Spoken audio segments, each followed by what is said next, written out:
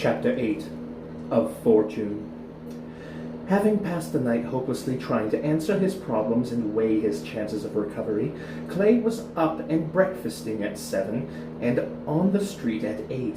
He wanted to get into the park and wait, hopeful that Laura might come. But he had made up his mind about that when the hours were small and dark. There was no use getting the girl into serious trouble with her mother and no use ruining her life. If he got well and found his suspicions unfounded, then he might be able to find her again. But it must have been an impulse of pity on her part, and to harness one so lovely with the unhappy future of a cripple. Yes, if he came out of this all right, he might have the right to find her once more, and, though it was all he could bear to think of losing her, his determination to master his own destination made him overreach with his will. That he could stay away gave him some small confidence in his own strength. And then there was yet another element. With the fatal incident of the evening past, there had come, despite him, a slight but growing idea that something was definitely wrong. He had almost been killed while walking with the professor. The croupier had been in a mood to kill, and his rage had been primarily directed against Clay. Only by accident had Clay averted death. Perhaps when he had refused point-blank to serve, and now he wondered if that were wholly a dream, and if it might have been a hunch like false memory. And when he had run away, he had brought around him a searching imminence of disaster. He had refused, and so, perhaps, the gods would kill him. Another man with such a strange idea might have kept to his room in terror, but another man would not have been born with the conviction that a human being can combat the fates. Watchfully now, he stood by to dodge the next bolt which might search for him. Targeted as perhaps he was, or at least until he could prove otherwise, it would be better not to place Laura in the vicinity of destruction. The professor, the gambler, these had acted as unwilling substitutes, he told himself as the conviction grew. He himself might dare the fates, but there was no use running a risk with Laura. Pilots, whose very profession hammers hard upon the possibility of personally interested fates, whose lives are lived in a constant expectation of death, learn that while superstition might be the invention of barbarians, a wise man listened to all voices, so long as no man really knows. Luck might or might not exist as a winsome lady. Luck, all the same, did astonishing things. Death often passed the incompetent by in reaching for an experienced man. Skill might help to ward away destruction, but when a man realizes that not only his own but 100 skills are involved in his own safety, he begins to place less dependence upon his own ability and more upon his fortune. Out of this comes two frames of mind. One the fatalistic, where death is inevitable, already marked on the flight record and only waiting for its exact instance to occur. The other, rarer outlook among pilots is a combative one born out of a belief that luck is made and that death comes only to the unwatchful. Clay mused about it soberly, a little surprised at his own willingness to accept such things as dictates of the gods, a little amazed by the coolness with which he could consider his own chances. But in one thing his faith was not shaken. He would get from fate what he demanded, and that as long as he had strength to command his own destiny, he would live. But if he ever lost that faith, he had been passing a truck parked at the curb, where a safe was being hoisted up. He glanced disinterestedly at the block and tackle system, and then up the face of the structure to the 15th floor, where the temporary crane stood like a gabbet against the sky. Below it, slightly less than a floor, hung the safe, turning a little in the breeze. On the walk, a crew of 4 men heaved industriously upon a line, grunting in rhythm, strain tightening their faces, and perspiration bathing their arms. A sudden hunch made Clay attempt to step out from under that dangling safe, for all too clearly he could visualize the impact with which it might land if the rope had broken. But the rope did not break. It was the cargo hook. The 2-inch piece of iron, faithful in the performance of its duties for years, wearied slowly of the weight of the safe.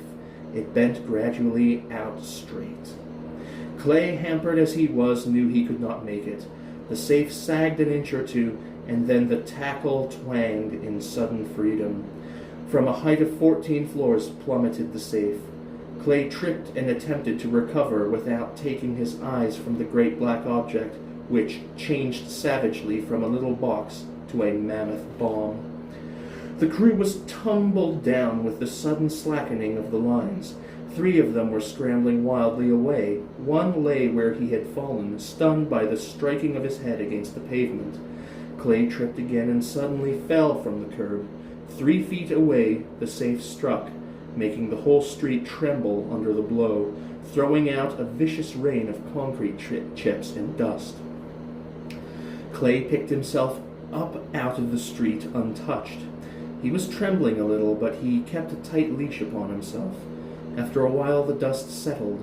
1 part of the walk was stained red, and of the 4th man there was no sign. One of the other workmen was sitting on the curb, losing his breakfast.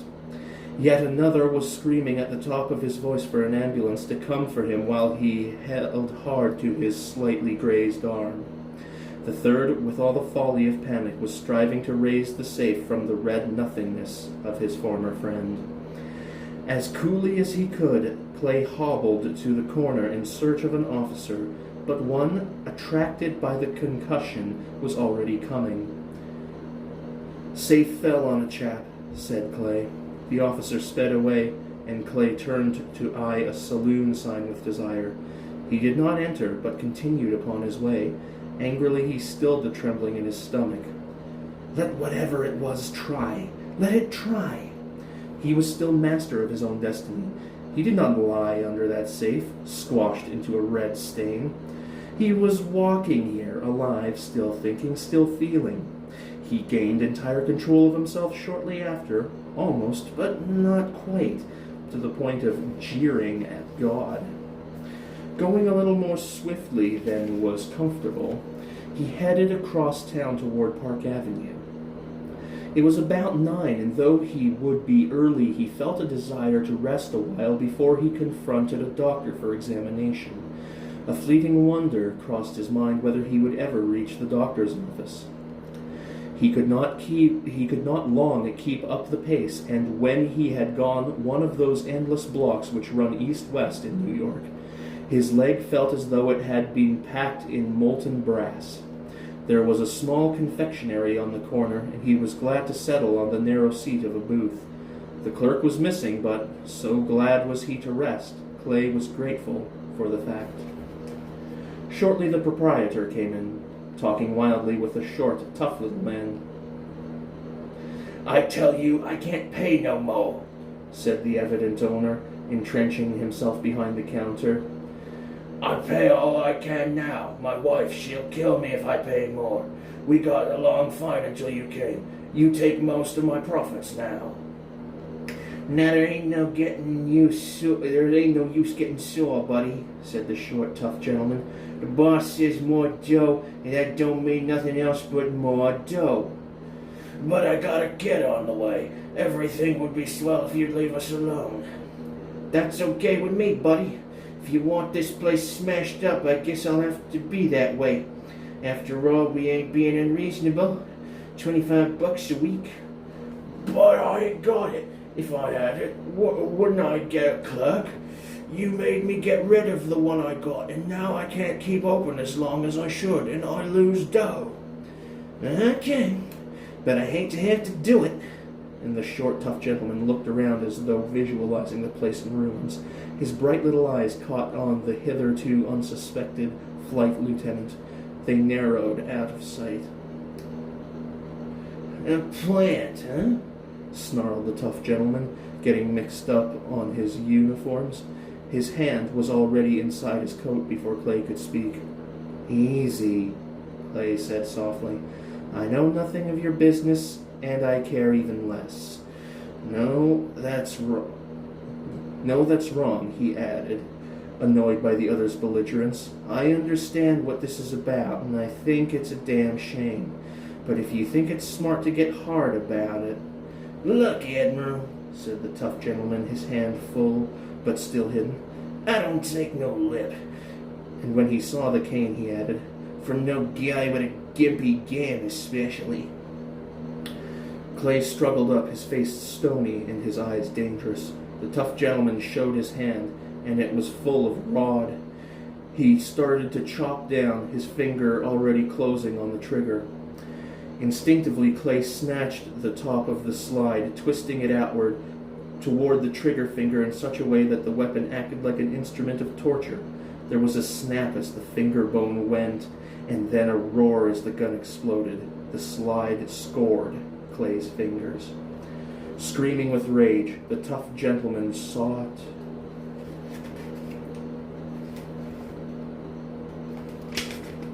to free himself from the trigger guard. Calmly keeping his prisoner, Clay limped to the phone. By a dexterous twist, he brought the tough gentleman begging to his knees. Clay dialed 0. Give me the police, said Clay. Even as he spoke to the sergeant that answered, he saw something was very wrong with the proprietor. The man was sprawled across the counter, one arm hanging down. But Clay could not investigate. The tough gentleman, finding little mercy, was trying hard to get free from his own gun, and though he could still be held by one hand on the weapon, it required watchfulness. The police came in a few minutes and listened to Clay's brief recital of what had taken place. With satisfaction, the detective snapped his book shut. A patrolman had been bending over the proprietor. I don't know much about this, Joe, he said, but I can't feel no heartbeat. I'm a physician, said a member of the crowd which had gathered. A man in shirt sleeves edged forward and looked at the body. After a little, he announced, Seems to have died of heart failure. I should call the medical examiner if I were you, gentlemen. The shot or the excitement, he shrugged. Is that all you require of me? Said Clay to the detective. Sure, unless there's a trial. Oh, I shall probably be in the hospital, or... He checked himself on the verge of saying the morgue. Well, sign the book then. Baylor here can witness it. Clay signed, disgusted to see that the signature was very shaky. You're an officer in the Royal Canadian Air Force, ain't you? Said the detective. Oh, I was, said Clay, edging toward the door. Pretty cool piece of work, but I guess you get plenty of that on the other side these days. Clay was on the walk, the crowd parting respectfully to let him through. He'd have to get some civvies, he told himself. He had 100 to spare now, but maybe he'd need that if Evanston couldn't do anything for him. Again, he wondered if he would ever reach Evanston's office. The attempt seemed to be getting closer each time. So far, his knowledge had been sufficient to get him through. That man whose wife was just going to have a kid, the racketeer that had sent the tough gentleman, would not leave that store in business. But maybe the wife had a family she could return to. Damn it! Why did these things have to begin happening around him? In war, men died and knew that death was part of their game. But here, the professor, the gambler, the teamster, and now that poor devil in the shop. These men had no reason to die. He shifted his mind from the subject with violence and tried to keep it away. But he had only 2 other things to think about, and they both led to Laura. He wouldn't dare see her again if this chain of events did not cease.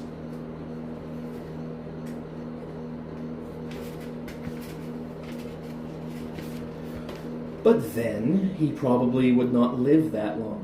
His cane became stuck in a subway grating. He hauled it free, conscious for a moment of the train rushing below. He hobbled on, but vaguely aware of the young woman behind him. Suddenly there came a clatter and a shrill scream. Clay whirled just in time to see the grating tip all the way over and open and the woman vanish from sight. The scream rose to a higher pitch of agony. Clay, sick, limped back to the edge of the Oury gate. He could make out very little in the darkness below except for the black streak of track, but he heard guards shouting and caught a blur of activity. The wave of illness passed. Grimly he looked at the iron bars in which had so swiftly opened. His mind was too frozen to analyze why these things had seen fit to slip under the light weight of a woman, when his own weight, but a moment before, had been on this exact spot. And although he had almost lost his cane to this grate, certainly that slight tug could not have disarranged anything so heavy. Why had this trap delayed fire? Why had it taken another instead of himself? He gave an uneasy glance at the heavens, half expecting to see a face leering back at him, but the clouds up there were drifting calmly, wholly aloof from this tumultuous world. He felt a pang up there, but he would never fly again unless... This woman, who probably had everything to live for, had been taken. Coincidence might have accounted for the first and even the second accidents, but now 5 times death had struck within a few feet of him, narrowly missing. The noise below was growing, but he could get nothing but a blur through the gate. Abruptly the clamor stilled under the command of a stronger voice. "Please clear away. This woman is badly injured, but will probably live. If you take the local, you will help." The noise revived in a more subdued key. She was alive, then injured, badly. He felt a wave of pity for her. He knew what it was to be injured, a cripple, unable to meet the world on its own footing. Maybe she had kids and a husband, maybe a sweetheart or a father. Bill's injury meant. He was suddenly animated, going as swiftly as he could toward the steps which led underground. The people were coming up, but he had no difficulty making his way to the platform. In the dim gloom, he saw the group inside the turnstiles. He paid a nickel to go through and came nearer to them. Somebody had spread out some newspapers for the girl to lie upon, and a subway guard had put his rolled coat under her head.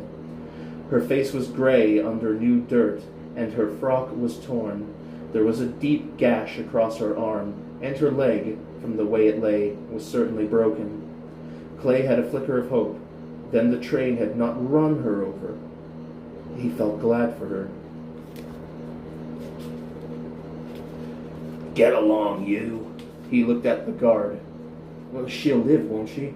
"I ain't no doctor, pal. Clear off, will ya?" The girl's eyelids flickered, and then, with returning consciousness, she tried to sit up. The guard bade her lie still in a soothing voice. "But you've got to let me go," she pleaded. "Ralph is coming home. The train may be in now. Please let me go. I'm all right." When she struggled to rise again, her eyes rolled back into her head, and she fainted. A small trickle of blood dripped from her lips.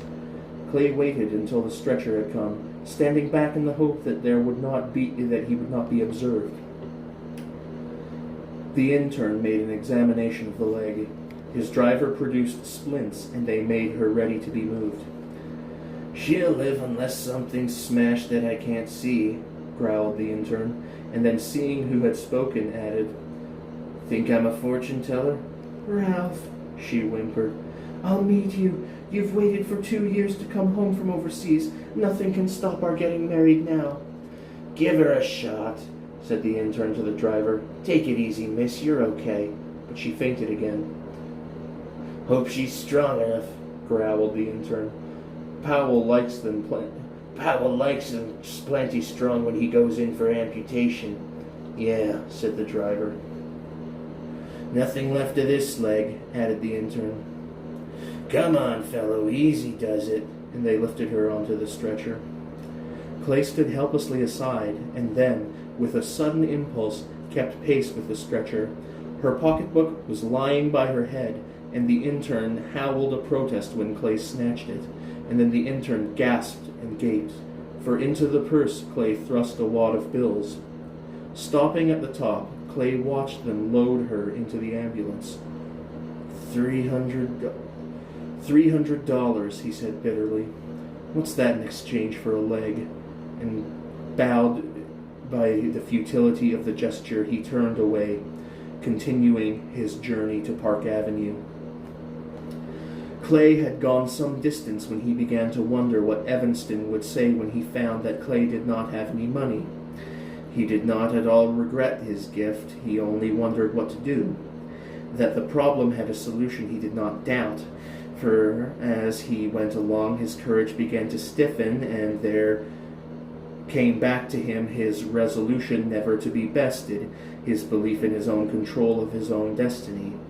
He paused for a rest at the corner, leaning against the trash can with his hand. His attention was so absorbed in the bewildering events which had happened about him that at first he did not see what lay in plain sight upon the top of the waste papers. Finally, when his eyes did focus on the objects, he did not instantly comprehend, but rather took them for granted. They registered sharply, and instinctively he looked around for their owner. But there weren't any people immediately near that had any interest in a trash can. Curiously, he lifted the loose bills out. They were 10s and 20s, none of them crisp or new, just average bills wadded up as though cast away in disgust. He started to count them and get them in order, every now and then expecting a person to step up and say they were his, but no one paid him any attention and he finished the count.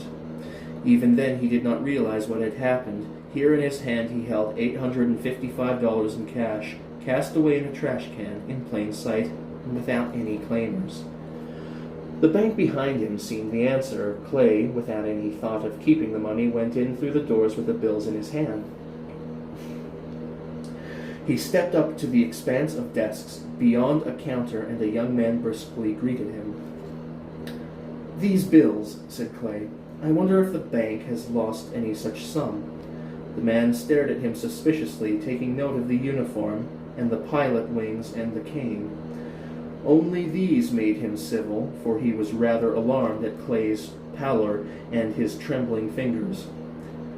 "I shall find out immediately," said the official. Clay waited for some time before he became aware of the guards standing on either side of him. The young man came hustling back. "No such loss," he said.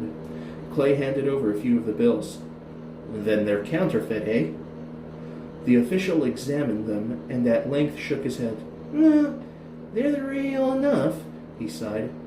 "Major, I do not know what game this is, and I must request you to please leave this bank." Startled, Clay looked from the young man to the guards, who began to edge him out. Clay shrugged, almost laughed. He thrust the money into his tunic pocket and left. For some time he lingered near the trash can, for he still felt that he had no claim whatever on the money. Presently the street department truck pulled to the curb on its regular morning rounds and dumped the can. "I beg pardon," said Clay, "but if any money happened to be in that can—" "Look, mister," said the white wing on the walk. "There never ain't no money in this can or any other can. Okay, Juan, I got it."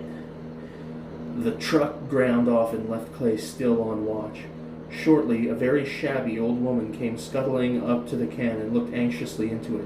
She gave a deep sigh of disappointment and turned away, almost running into Clay. "Beg pardon," said Clay. "Did you by any chance lose any money in that can?" Her ink-spot eyes screwed up as they took him in, and she edged suspiciously around him.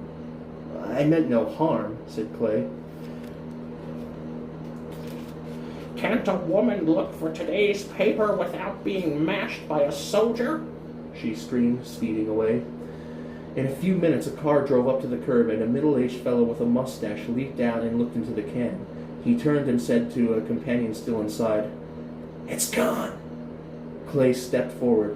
"Beg pardon, but if you're looking for money—" The man stared blankly at him and then muttered, So that's what war does to him, huh?" and shaking his head scrambled back into the car. Clay heard him saying, "You see, you can't make 'em get up on their toes by bawling them out. Alvin saying that they was slacking up was all wrong. Here it's only 10:45. The car went away. A finger tapped Clay on the shoulder. "Look, General," said the cop on the beat, "it's none of my business, but the bank had me come over to nudge you along. What's doing?"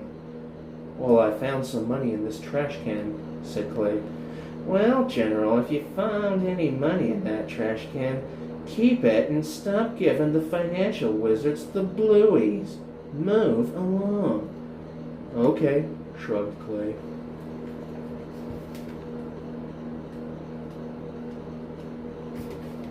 Chapter 9 of Miracles.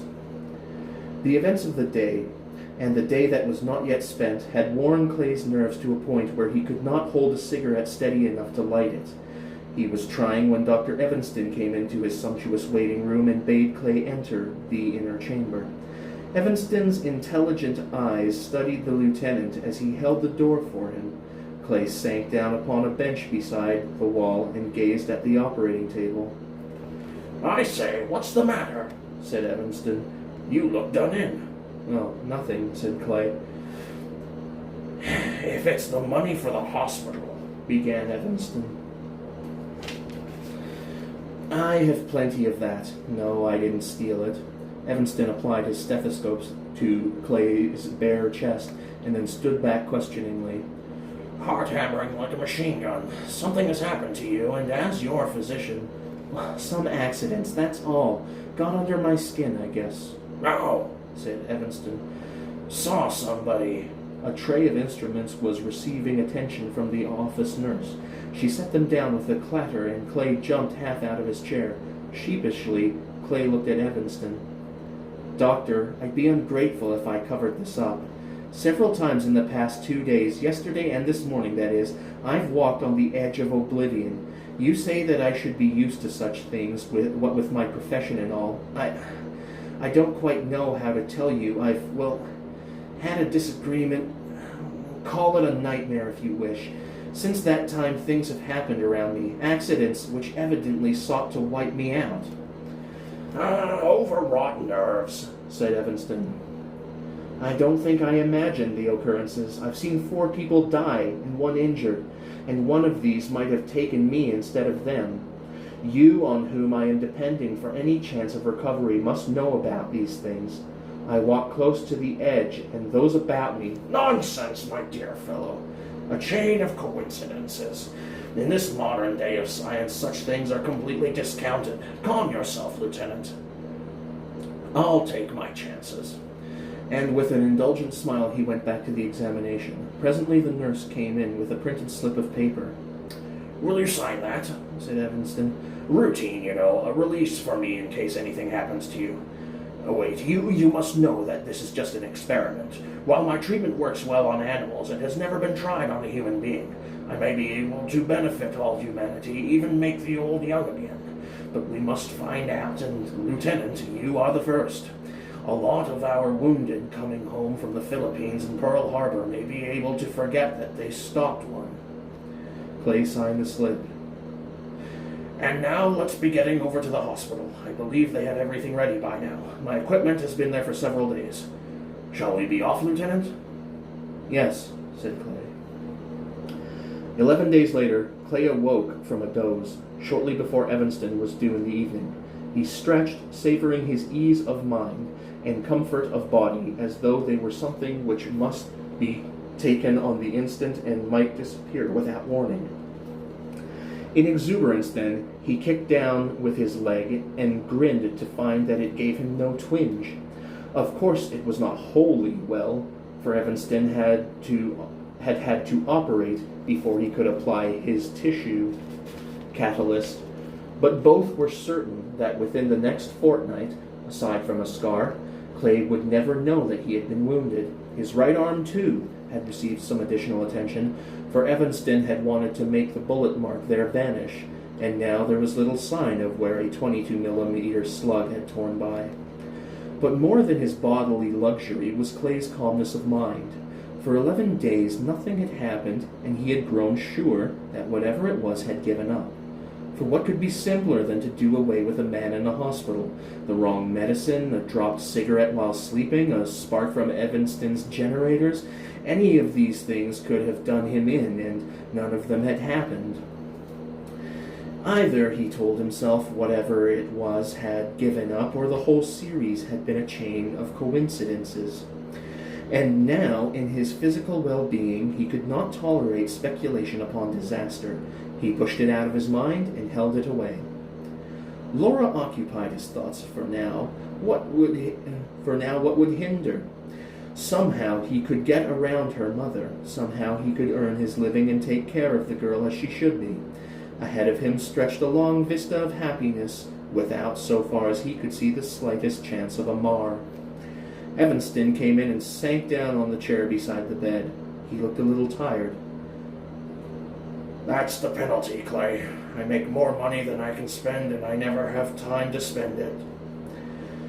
There are compensations, aren't there? Said Clay. Oh, indeed there are. To save lives which would otherwise go to waste is ample reward, and without conceit, I think I can count such savings in the hundreds over a period of 4 years. But being a miracle man also has its drawbacks. I've always wanted to take my wife on a trip around the world. Perhaps I shall someday. Perhaps my catalyst process will free me from my practice and do my saving by proxy.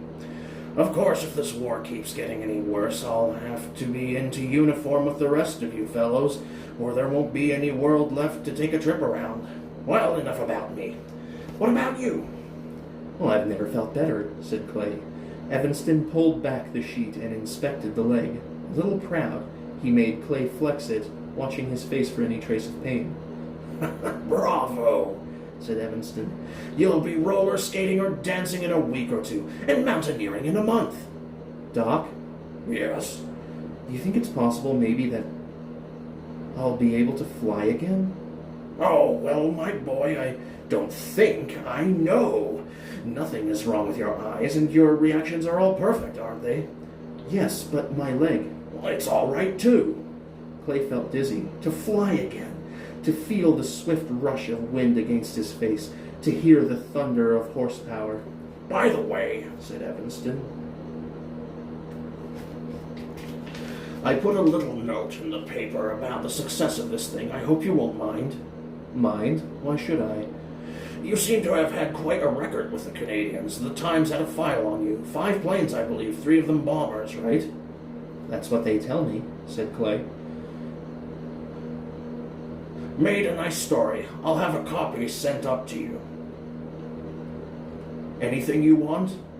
Not that you can produce. Oh, the lady, eh? Yes. Rather outside my sphere when you don't even know her address or her last name. Well, keep up the good work. Don't wear yourself out, smiled Clay. Evanston closed the door behind him and left Clay in mere ecstasy. To fly again. And they had said that he never would, but how could the army doctors know of Evanston? Dazed with delight, he hardly marked the passage of time and thought, when he had heard the knock, that it must be the nurse with the paper Evanston had said he would send. "Come in," he called. Someone moved in the darkness beside him, a vague silhouette against the dim lights of the corridor. Clay reached out to take the paper, but instead found a hand. The electric shock of that contact could mean only one thing, but he could not understand. Laura! If she had come to suppose, as she had, that she might be but an unhappy event in his life, her doubts fled now. For the caress and happy surprise he put into her name carried more meaning than an hour's protecting of his love. Holding his hand in both her own, she dropped down beside him. In the darkness he could see the bright tears of gladness in her eyes. Laura. I thought you must be dead. I could not believe you would forget to come. I came here the next morning, said Clay, keeping his voice calm with an effort. I had no way to leave you word. For 2 days I waited for you. I went into the park, and when you did not come, I asked all around if anyone knew where you lived. Somehow I found the place, and your landlady said that she did not know where you had gone, and then I could not go back to the park. I've been thoughtless. No, I understand perhaps better than you do, my mother. But let's not talk about her. But we must. She would never permit you. That will never be again, my darling. With sudden premonition, he sat up, clutching her shoulder. She's dead. Yes. That night. No, 2 days after. It's a foolish thing, perhaps even a heartless thing, but the only thing I could think about was losing you. You have not changed. You still... Darling. And he stopped her lips with his palm. His hands lived vibrantly at the touch of her lips. How did she die? Must you know? Yes. Her physician denied her sweets and she got into a rage. Apoplexy. She never regained consciousness after the fit. He sank back with relief. 2 days. And that night? She was not really angry. She was a cruel old woman in many ways. It made her happy, if anything, to find a way to abuse me. Oh, I know it's horrible for me to talk this way, but you are giving me your pity and I don't deserve it. She lived like she died, in petty violence. Once, while Father was alive, she was good and kind, if a little stiff. But after... Please don't talk about it. I am sorry. I want to know about you, said Laura. Tonight in the Times, I read how Dr. Evanston had healed a Canadian officer, and I lost a little time in calling his home.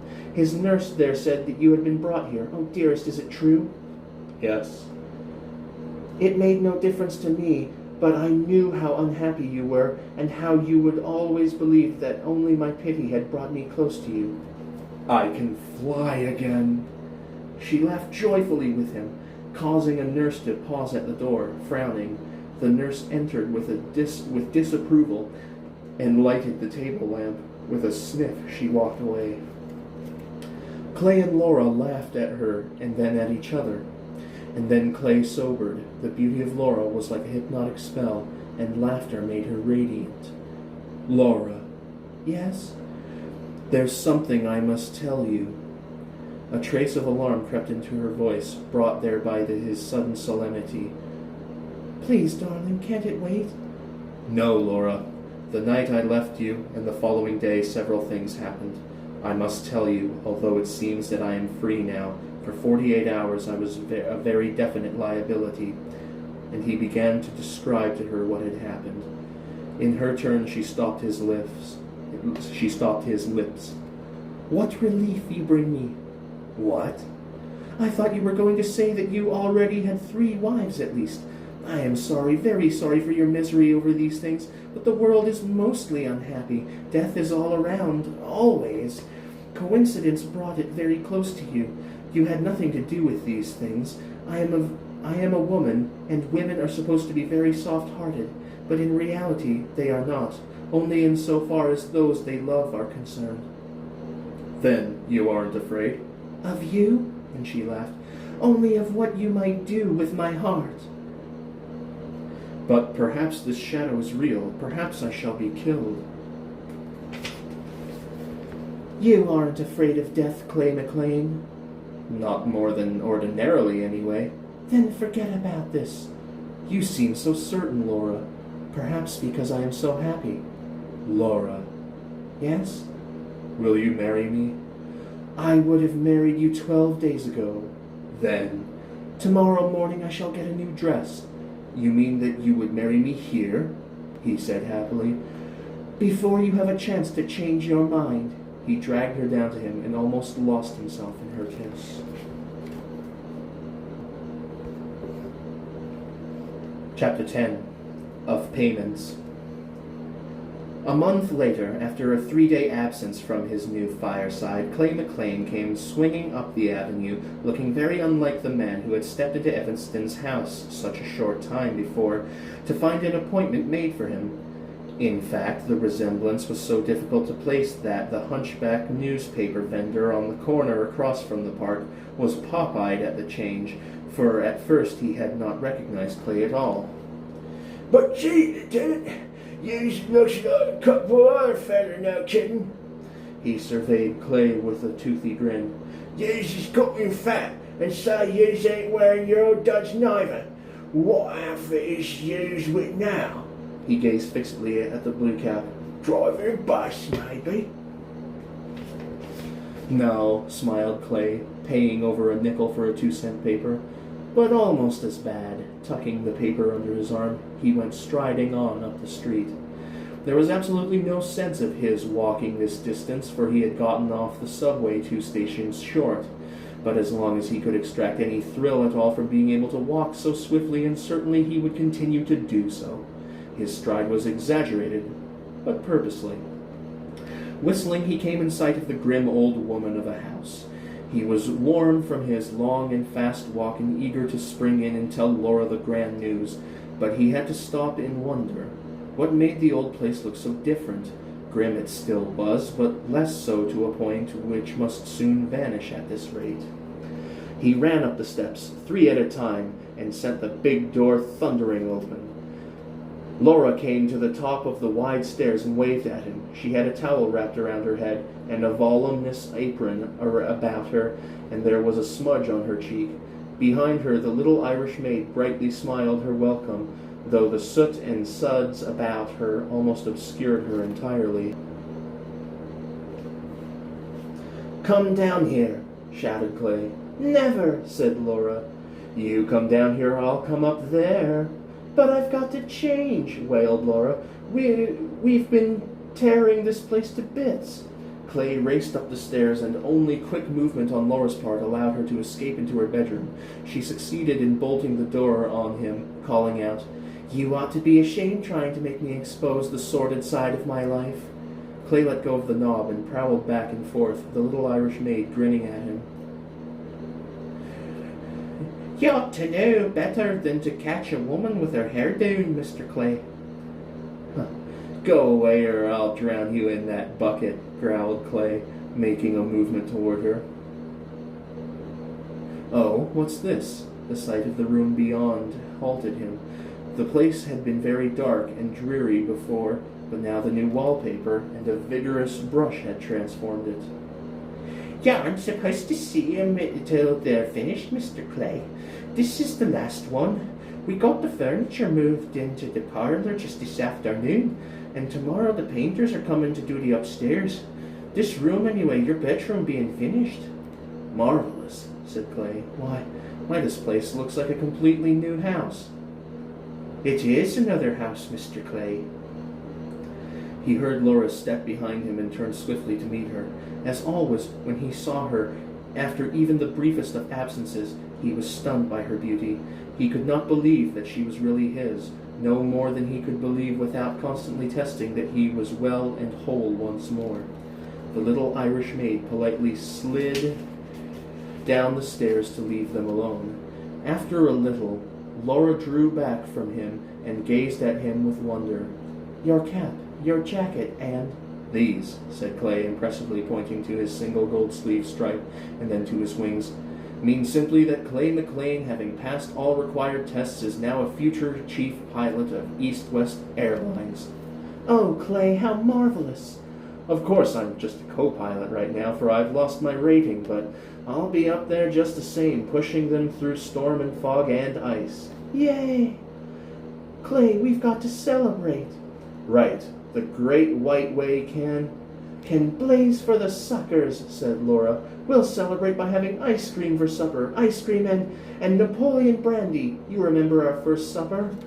"Could I forget?" "I got the silver all wrong, and the flowers were too large, and the candles smoked." "It was lovely, and you're lovely." Now, if we eat at all, I have to be on the job." "Yes, your ladyship."